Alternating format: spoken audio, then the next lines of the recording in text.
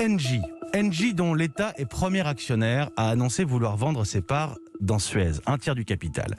Veolia lance début septembre une opération de rachat. Cette offre expire demain soir. Mon invité ce matin, acteur au cœur du dossier économique de la rentrée, Bertrand Camus, directeur général de Suez. Le tête-à-tête. Mathieu Béliard. Bertrand Camus, bonjour et bienvenue sur Europe 1. Bonjour. Vous, Suez, vous ne voulez pas de cette opération. La création d'un géant français de l'eau et des déchets, de l'environnement. Vous plaidez la possibilité de construire un projet alternatif. Alors il y a, je le dis pour nos auditeurs, un jeu de bluff sur l'échéance, sur les 24 heures à venir. Veolia va améliorer son offre, apporter de nouvelles garanties, mais ne veut pas la prolonger. Ce matin sur Europe 1, vous, patron de Suez, vous demandez du temps. Tout d'abord, pourquoi nous nous battons ? Nous nous battons parce qu'aujourd'hui, ce qui est en jeu, c'est une entreprise de 90 000 salariés qui va bien, qui investit, qui embauche et qui est menacée d'un démantèlement dans cette opération. Suez. Il est clair pour nous que Engie souhaite vendre sa participation. Ça a été clairement manifesté par le président du conseil d'administration au mois de juillet. Nous nous sommes mis en ordre de bataille pour pouvoir répondre à cette question. Et c'est l'irruption de Veolia qui provoque cette urgence, alors que les enjeux qui aujourd'hui sont posés par cette opération méritent du calme et de la sérénité, comme l'a signalé le ministre de l'économie et des finances. Alors j'insiste sur le rôle de l'État, premier actionnaire d'Engie. Quand il dit l'État ne se fera pas dicter son calendrier, Bruno Le Maire va dans votre sens. Je crois que c'est ce que vous laissiez entendre aussi. Bercy appelle à prendre le temps nécessaire. Mais il dit aussi: nous prendrons tout le temps nécessaire pour que cette opération se déroule dans les meilleures conditions, sans brutalité, dans l'intérêt des deux parties. Pour que cette opération se déroule, la réponse est claire, ça va se faire.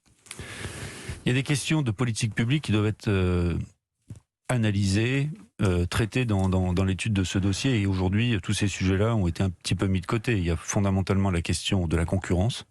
Comment peut-on imaginer qu'en éliminant son principal concurrent sur le marché français et à l'international, cela créera plus de concurrence sans impact sur les prix ou la qualité de service ?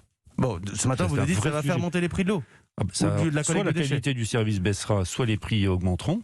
Et puis il y a toute la question de l'emploi, avec une forte mobilisation de nos équipes, l'ensemble de nos syndicats, qui savent très bien que ce genre de fusion amène à des destructions d'emplois. Nous les avons quantifiés à peu près 5000 personnes.